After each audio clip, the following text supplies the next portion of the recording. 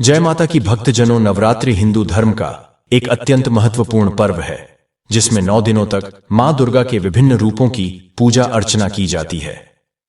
इस दौरान व्रत करने के साथ साथ व्रत कथा का श्रवण भी एक अत्यंत आवश्यक अंग माना गया है। इसका महत्व केवल धार्मिक आस्था तक सीमित नहीं है, बल्कि इसका आध्यात्मिक, सांस्कृतिक और मानसिक रूप से भी गहरा प्रभाव होता है। भक्तजनों, स्वागत है आपका हमारे चैनल दिव्य ज्ञान दर्पण पर। आज हम मां के 9वें स्वरूप माता सिद्धिदात्री की महिमा का श्रवण करेंगे। माता सिद्धिदात्री नवदुर्गा के 9वें स्वरूप हैं। सिद्धि का अर्थ होता है आध्यात्मिक शक्तियां या सिद्धियां, और दात्री का अर्थ है दान करने वाली। माता उन सभी भक्तों को अष्ट सिद्धियां प्रदान करती हैं जो पूर्ण श्रद्धा और भक्ति से उनकी उपासना करते हैं। ब्रह्मा, विष्णु, महेश सभी ने माता सिद्धिदात्री की कृपा से ही अलौकिक सिद्धियां प्राप्त की थीं। मां सिद्धिदात्री आप सभी पर कृपा करें। आज नवरात्रि का अंतिम दिन है। आज है महानवमी और नवमी के दिन मां दुर्गा के अंतिम स्वरूप मां सिद्धिदात्री की पूजा की जाती है। अणिमा, महिमा, गरिमा, लघिमा, प्राप्ति, पराकाम, त्व और वत्व नाम की इनकी 8 सिद्धियां हैं, और यह सभी सिद्धियां मां सिद्धिदात्री की आराधना करने से और उपवास करने से बड़ी आसानी से प्राप्त की जा सकती है। माना जाता है कि भगवान शिव ने भी इन देवी की कृपा से ही तमाम सिद्धियां प्राप्त की थीं, और इनकी ही कृपा से महादेव का आधा शरीर देवी का हो गया था, और इसी कारण से वे अर्धनारीश्वर रूप से प्रसिद्ध हो गए। पौराणिक कथा के अनुसार जब सृष्टि के रचयिता भगवान श्री ब्रह्मा जी ने देखा कि जिस ब्रह्मांड की सृष्टि उन्होंने की है उसमें विकास की गति नहीं, उन्होंने देखा कि पशु पक्षी और मनुष्यों की संख्या में भी बढ़ोतरी नहीं हो रही है। कहा जाता है कि तब आकाशवाणी के अनुसार श्री ब्रह्मा जी ने प्रजननी सृष्टि उत्पन्न करने का संकल्प लिया, और श्री ब्रह्मा जी ने जब इस बारे में भगवान विष्णु से पूछा तो उन्होंने महादेव की आराधना करने के लिए कहा। इसके बाद श्री ब्रह्मा जी ने शक्ति के साथ महादेव को संतुष्ट करने के लिए कठिन तपस्या की। ब्रह्मा जी की तपस्या से महादेव अत्यंत संतुष्ट होकर अर्धनारीश्वर रूप धारण करके उनके समीप गए तथा अपने शरीर में स्थित देवी शक्ति के अंश को अलग कर दिया। तब ब्रह्मा जी ने उस परम शक्ति की स्तुति की। ब्रह्मा जी की स्तुति से प्रसन्न होकर शक्ति ने अपनी भ्रिकुटी के मध्य से अपने ही समान कांति वाली एक अन्य शक्ति की सृष्टि की। तब इन्होंने ही हिमालय की पुत्री पार्वती रूप में जन्म लेकर महादेव से मिलन किया। भगवान शिव ने ब्रह्मा जी को प्रजन सृष्टि के निर्माण के लिए प्रेरित करने के उद्देश्य से अपना अर्धनारीश्वर रूप में दर्शन दिया था, लेकिन उनके इस स्वरूप का एक अर्थ यह भी था कि स्त्री और पुरुष दोनों एक समान हैं। दोनों में किसी तरह का कोई भी भेदभाव करना गलत है। धार्मिक कथाओं के अनुसार एक बार बृहस्पति जी ने श्री ब्रह्मा जी से प्रश्न किया कि हे ब्रह्मा जी, चैत्र और अश्विन मास के शुक्ल पक्ष में नवरात्रि का व्रत और उत्सव क्यों किया जाता है? इस व्रत का क्या फल मिलता है और इसे किस प्रकार करना उचित है? सबसे पहले इस व्रत को किसने किया था?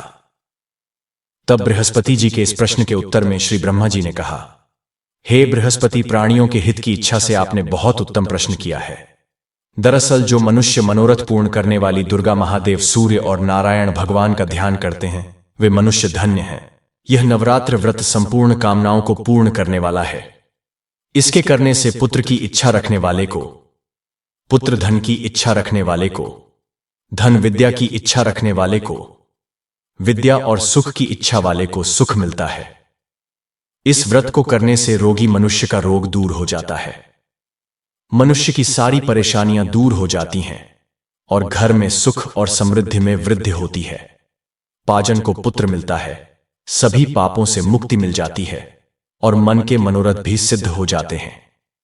श्री ब्रह्मा जी के अनुसार जो मनुष्य इस नवरात्र व्रत को नहीं करता उसे जीवन में अनेकों दुख भोगने पड़ते हैं, और वह कष्ट और रोग से पीड़ित होकर अंगहीनता को प्राप्त होता है। उसकी संतान नहीं होती, और वह धन धान्य से रहित होकर भूख और प्यास से व्याकुल भटकता फिरता है और संजहीन हो जाता है। जो सद्वाप इस व्रत को नहीं करती वह पति सुख से वंचित होकर तमाम तरह के दुखों को भोग है। अगर व्रत करने वाला मनुष्य सारे दिन उपवास न कर सके तो एक समय भोजन करें और 10 दिन बंधु बांधव सहित नवरात्र व्रत की कथा का श्रवण करें। श्री ब्रह्मा जी कहते हैं, हे बृहस्पति, जिसने पहले इस महाव्रत को किया है वह कथा अब मैं आपको सुना रहा हूं। आप सावधान होकर सुनिए। प्रिय श्रोताओं, आपसी श्री ब्रह्मा जी द्वारा सुनाई गई कथा का श्रवण बहुत ही सावधान होकर कीजिएगा। इस प्रकार ब्रह्मा जी का वचन सुनकर बृहस्पति जी कहने लगे, हे ब्रह्मा जी, मनुष्यों का कल्याण करने वाले इस व्रत के इतिहास को आप मेरे लिए कहिए। मैं सावधान होकर सुन रहा हूं। आपकी शरण में आए हुए मुझ पर आप कृपा कीजिए। तब श्री ब्रह्मा जी बोले, प्राचीन समय में मनोहर नगर में पीठ नाम का एक अनाथ ब्राह्मण रहता था। वह भगवती दुर्गा का भक्त था। उसके संपूर्ण सद्गुणों से युक्त सुमति नाम की एक अत्यंत सुंदरी पुत्री उत्पन्न हुई। वह पुत्री सुमति अपने पिता के घर में बचपन में अपनी सहेलियों के साथ खेलकूद करती हुई इस प्रकार बढ़ने लगी जैसे शुक्ल पक्ष का चंद्रमा बढ़ता है।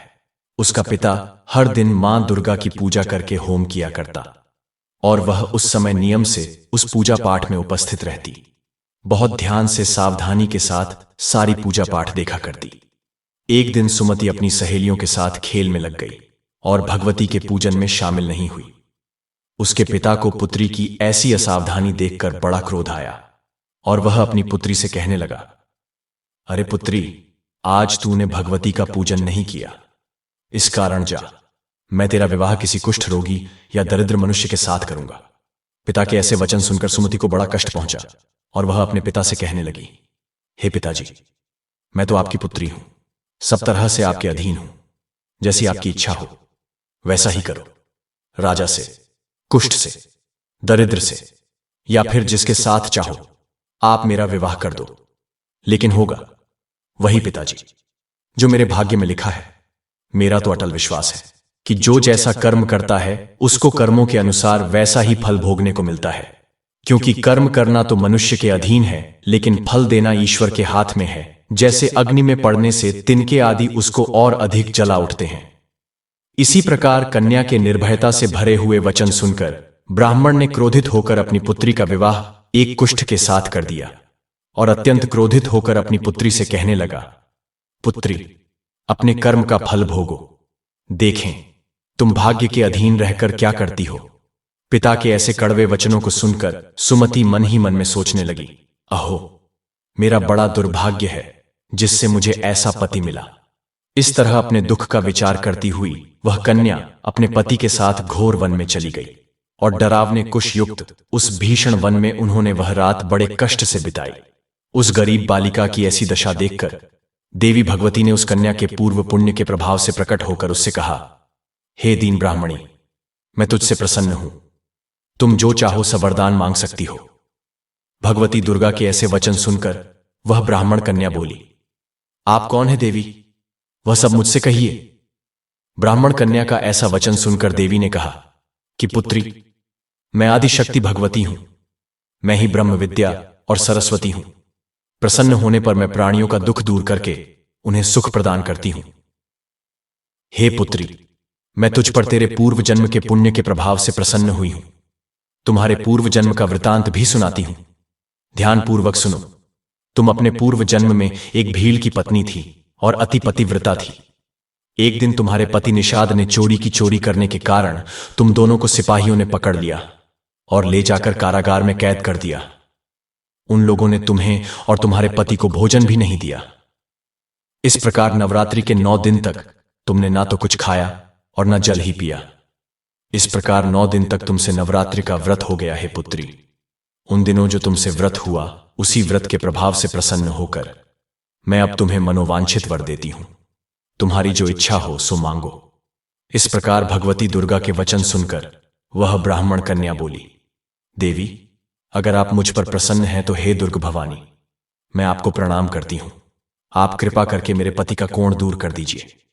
देवी कहने लगी, पुत्री, उस समय तुमने जो व्रत किया था उस व्रत का एक दिन का पुण्य पति का कोढ़ दूर करने के लिए अर्पित कर दो। उस पुण्य के प्रभाव से तुम्हारा पति कोढ़ से मुक्त हो जाएगा। श्री ब्रह्मा जी बोले, हे बृहस्पति। इस प्रकार देवी के वचन सुनकर वह ब्राह्मण कन्या बहुत प्रसन्न हुई और पति को निरोग करने की इच्छा से जब उसने तथास्तु कहा तब उसके पति का शरीर देवी भगवती की कृपा से कुष्ठ रोग से रहित होकर अत्यंत सुंदर और कांतिवान हो गया। अब वह ब्राह्मण कन्या पति की सुंदर देह को देखकर देवी भगवती की स्तुति करने लगी। हे दुर्गे, आप दुर्गति को दूर करने वाली, तीनों लोगों का संताप हरने वाली, समस्त दुखों को दूर करने वाली, रोगी मनुष्य को निरोग करने वाली, प्रसन्न होकर मनवांछित वर देने वाली और दुष्टों का नाश करने वाली जगत की माता हो। हे अम्बे, मुझ निरपराध अबला को मेरे पिता ने कुष्ठ मनुष्य के साथ विवाह करके घर से निकाल दिया। पिता से तिरस्कृत निर्जन वन में अब मैं विचर रही हूं। आपने ही मेरा इस विपदा से उद्धार किया है। हे देवी, मैं आपको प्रणाम करती हूं, आप मेरी रक्षा कीजिए।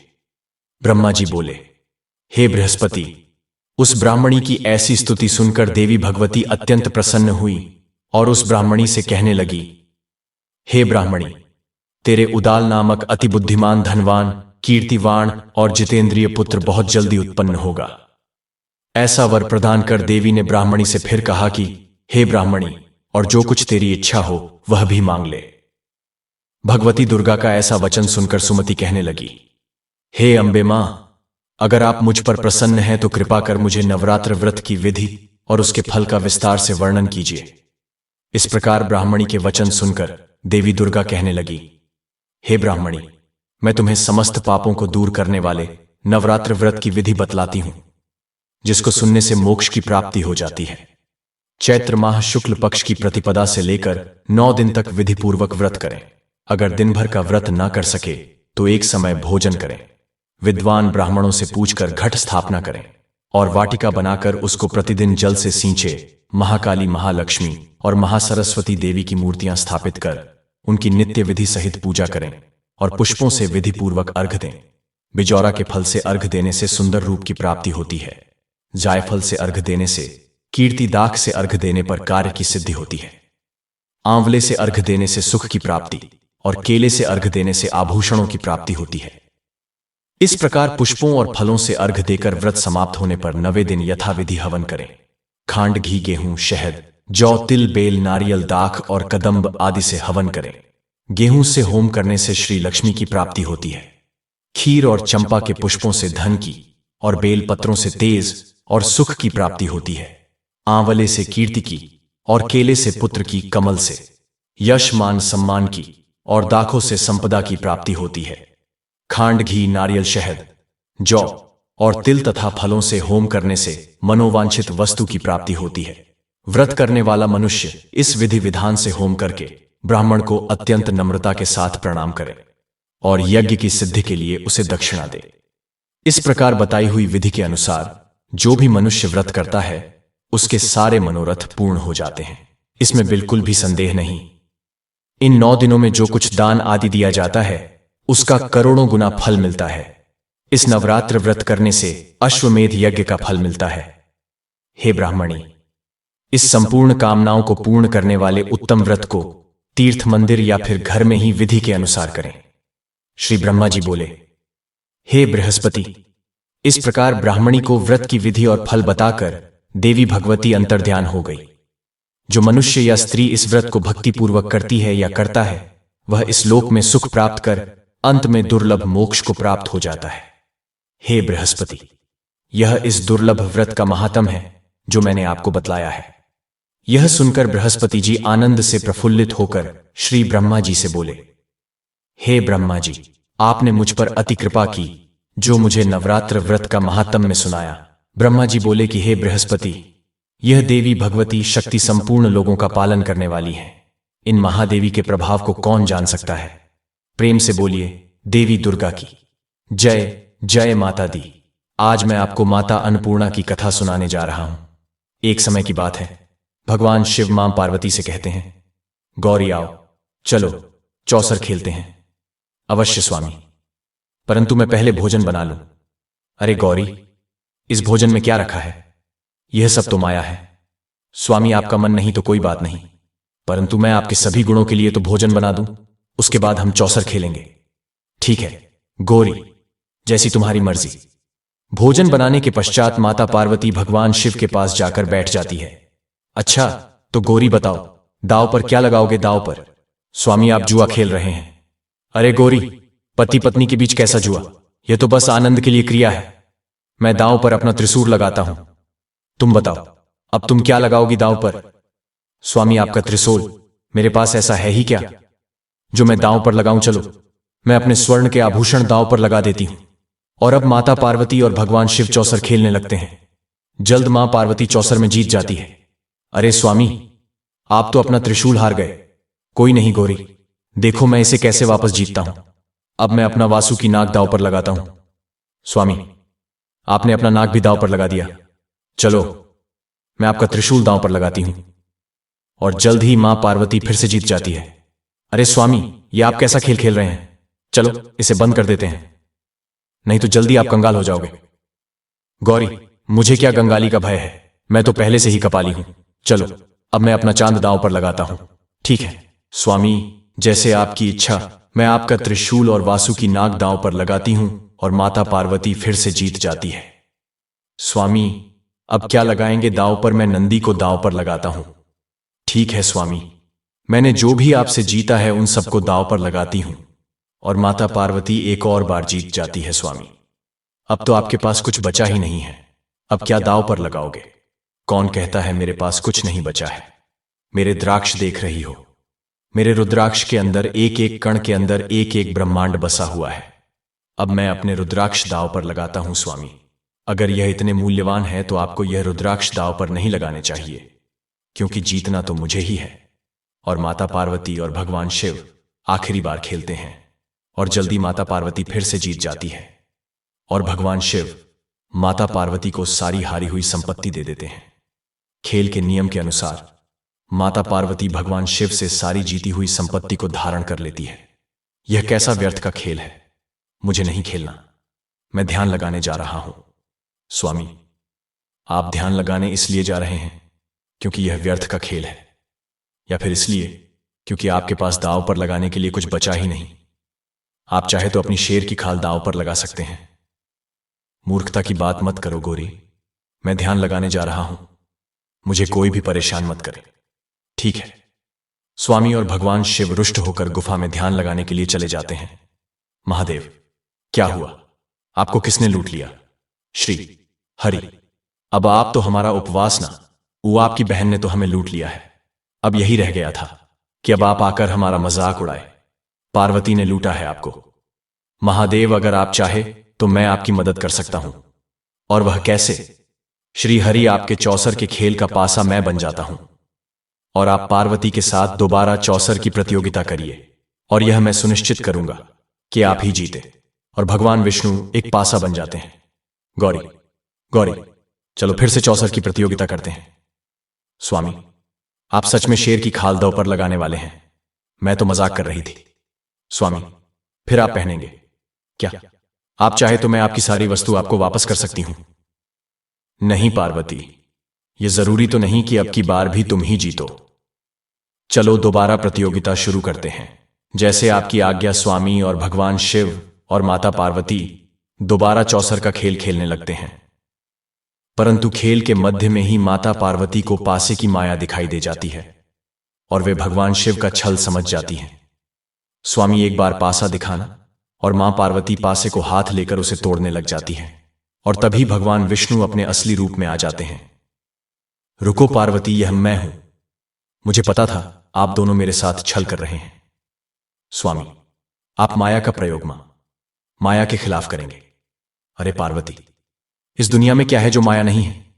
यह चौसर का खेल पहले से ही माया था, इसमें मैंने थोड़ी माया का प्रयोग कर दिया, तो इसमें आपत्ति ही क्या है? हमारे चारों तरफ जो तुम देख सकती हो वह माया ही तो है। परंतु पार्वती, तुम्हें एक बात बताऊं, हम माया से जितनी दूर रह सके उतनी दूर रहना चाहिए। यह बदलते मौसम, अग्नि का ताप, वायु का प्रवाह, यह भोजन जो तुम खाती हो, यह सब माया ही तो है। और इस माया को हम अपने से जितना दूर रखें इतना ही अच्छा है। स्वामी, आप यह बात यह जानते हुए बोल रहे हैं कि माया मैं ही हूं। वह सब जिससे आप दूर होने के लिए बोल रहे हैं, उन सब का प्रतीक मैं ही तो हूं। मैं ही तो मां माया हूं। आपको भोजन की अहमियत नहीं है। पार्वती, इसमें बुरा मानने की कोई बात नहीं है। यह सत्य है, माया से जितना दूर रह सके उतना रहना चाहिए। तो क्या प्राणी को उनका आहार भी नहीं करना चाहिए? मेरे हिसाब से नहीं। अगर आप माया से इतना दूर रहना चाहते हैं तो मैं लुप्त हो जाती हूं, इस अन्न का, इस प्रकृति का, इस नदी की धारा का, इन बदलते मौसमों का। अगर इन सब का आपको महत्व नहीं है स्वामी, तो आपको कोई हक नहीं है। आप इन सब का लाभ उठाए, आप इनके बगैर ही रहिए। माता पार्वती भगवान शिव से चौसर के खेल में जीती गई सारी पति उन्हें वापस लौटा देती है और मां पार्वती अंतर्ध्यान हो जाती है और तभी पृथ्वी घूमना बंद कर देती है। ब्रह्मांड रुक जाता है, सारी प्रकृति लुप्त होने लग जाती है। नदियां, झरने, तालाब सब सूख जाते हैं, सारी फसलें बर्बाद हो जाती हैं, अन्न का दाना दाना गायब हो जाता है, वायु बहना बंद कर देती है, चारों तरफ हाहाकार जाता है, पूरी पृथ्वी नर्क से बदतर हो जाती है। हे प्रभु, यह कैसे दिन देखने पड़ रहे हैं, इससे तो अच्छा हम मर ही जाए। हे भगवान शिव, हमारी मदद करें। प्रभु माता पार्वती मणिद्वीप पर पहुंच जाती है। वहां पर डाकनी और यानी उनका स्वागत करती है। आइए माता, अपने लोक पधारी। यहां के निवासियों को आपका बहुत इंतजार था और मां पार्वती का मणिद्वीप के निवासी जोरों शोरों से स्वागत करते हैं। सभी योगनिक उठती है। माता, यह रहा आपका चिंतामणि आसन, बैठ जाइए। आपको किसी भी चीज की जरूरत हो तो हम एक सन में पूरी कर देंगे। माता योनियों, पूरी ब्रह्मांड की स्वामिनी राजा राजेश्वरी आ चुकी है। माता ने हमें अपने चरणों की सेवा करने का मौका दिया है। इससे बड़ा पर्व नहीं हो सकता, योग इससे बड़ा पर्व नहीं हो सकता। माता, हमारे हृदय में आपके लिए जितना प्रेम और सम्मान है, पृथ्वीवासी इतना प्रेम और सम्मान कभी नहीं कर पाएंगे। माता, अब आप कृपा करें और हमेशा हमारे साथ ही रहे। हम आपको वचन देते हैं, हम आपको कैलाश की याद कभी नहीं आने देंगे। और मणिद्वीप आनंद से लहर उठता है, परंतु पृथ्वी का उल्टा ही बुरा हाल था। हे भोलेनाथ, हम बहुत भूखे हैं, हमें अन्न चाहिए। हे प्रभु, हमें बता दीजिए, मां पार्वती कहां है? वही तो हमें भोजन बनाकर देती थी। हमसे उनके बगैर नहीं जिया जा रहा है। प्रभु, हम उनके बगैर मर जाएंगे। मां, पानी दो। मां, मुझे बहुत गर्मी लग रही है, मैं प्यास से तड़प रही हूं। मां, जानती हूं बिटिया, पर दूर दूर तक जल की एक भी बूंद नहीं है। हे माता रानी, हम पर कृपा करो, अब आप ही हमें बचा सकती हो। माता रानी, वरना हम सब मर जाएंगे। माता पार्वती मणिद्वीप से पृथ्वी को देख रही थी।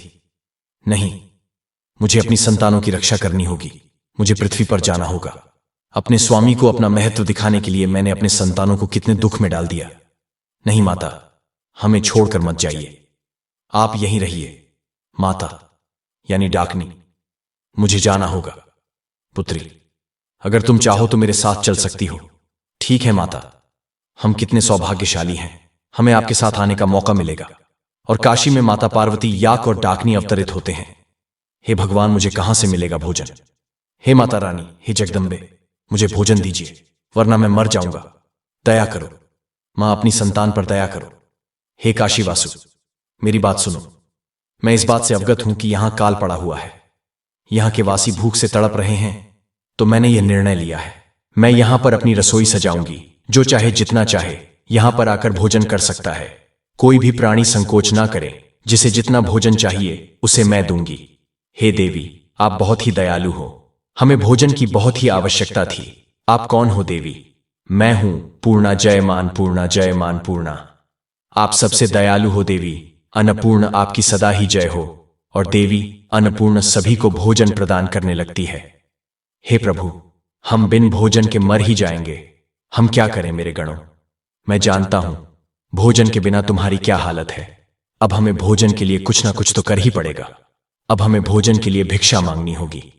प्रभु, आप भिक्षा, परंतु प्रभु भोजन तो कहीं भी नहीं है। भिक्षा मांगने का कोई लाभ नहीं, परंतु इसका मतलब यह नहीं है कि हम प्रयास करना बंद कर दें। चलो, अब हम भिक्षा मांगने के लिए चलते हैं। और भगवान शिव और उनके गण दर दर भिक्षा मांगने लगते हैं, परंतु उन्हें कहीं पर भी अन्न नहीं मिलता है। बहुत समय के बाद आखिरकार उन्हें एक घर से अन्न मिलता है। हे देवी, यह मेरे सारों गणों के लिए उपयुक्त नहीं है, कृपा करें और थोड़ा भोजन दें। अरे फिर आप यहां क्यों हैं? आप देवी अन्नपूर्ण के पास जाइए, आपको जितना चाहे वे उतना भोजन देगी। बहुत ही दयालु है हमारी माता अन्नपूर्णा। अन्नपूर्ण, ये कौन सी देवी है? काशी में देवी अन्नपूर्ण की रसोई है, वहां जो चाहे जितना चाहे उतना भोजन कर सकता है। देवी अन्नपूर्ण बहुत ही चमत्कारी है और बहुत ही दयालु है, उन्होंने ही हम सबकी जान बचाई है। देवी अन्नपूर्ण ही हमारी माता है, हम सदैव उनके आभारी रहेंगे। चलो गण काशी चलते हैं, वहां पर कोई देवी आई है जो सबको भरपेट भोजन करा रही है। चलो देखते हैं क्या चमत्कार है। उन देवी का भरपेट भोजन, हम तो उसके लिए तरस गए थे। चलो चलो काशी चलते हैं। जय मान पूर्णा, जय मान पूर्णा, जय मान पूर्णा। और मां के जयकारे लगाते लगाते सभी गण और भगवान शिव काशी पहुंच जाते हैं। अरे भैया, अन्नपूर्णा देवी की रसोई कहाँ है? अच्छा, माता की भोगला में भोजन करने आए हैं, वह भवन देख रहे हैं, वही माता का निवास है। जय मान पूर्णा। और उस भवन में पहुंचते ही भगवान शिव की नजर एक सुंदर देवी पर पड़ती है और भगवान शिव को एहसास होता है वे तो पार्वती ही हैं। गौरी, तुम यहां माता? पता नहीं यह कौन कपाली आ गया है। आप चाहे तो मैं उसे दूसरी राह दिखा सकती हूं। इसके सारे गण अस्वस्थता फैला रहे हैं। नहीं नहीं डाकनी, ऐसा मत कहो पुत्री, ये सब मेरी संतान है, उन सबको मेरे पास भेज दो। पता नहीं कब से वे भोजन के लिए तरस रहे होंगे। और तभी भगवान शिव बोलते हैं, भिक्षम देहि चा पार्वती स्वामी, ये तो मेरे स्वामी हैं। अरे माता, ये आप कैसे कह सकती है? आपके स्वामी हैं? ये तो कोई भी हो सकता है। नहीं जानी, केवल उन्हें ही पता है। मैं पार्वती हूं, मेरे स्वामी आ चुके हैं। हे देवी, भोजन प्रदान करें स्वामी। अब आपको भोजन का मत समझ आ गया। अवश्य गौरी, अब आप अपने वचन के अनुसार जितने मुझे और मेरे गणों को भोजन चाहिए उतना भोजन कराओ।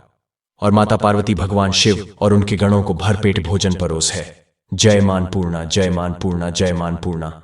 और फिर भगवान शिव को अन्न और माया का महत्व समझ आ जाता है और माता पार्वती आखिरकार उनके साथ कैलाश पर्वत लौट जाती है, यानी और अग भी माता पार्वती के साथ कैलाश चली जाती है। अगर आपको माता अन्नपूर्णा की यह कहानी पसंद आई हो तो वीडियो को लाइक करें और ऐसी ही कथाएं सुनने के लिए मेरे चैनल को सब्सक्राइब करें। जय शिव शक्ति, जय मान पूर्णा।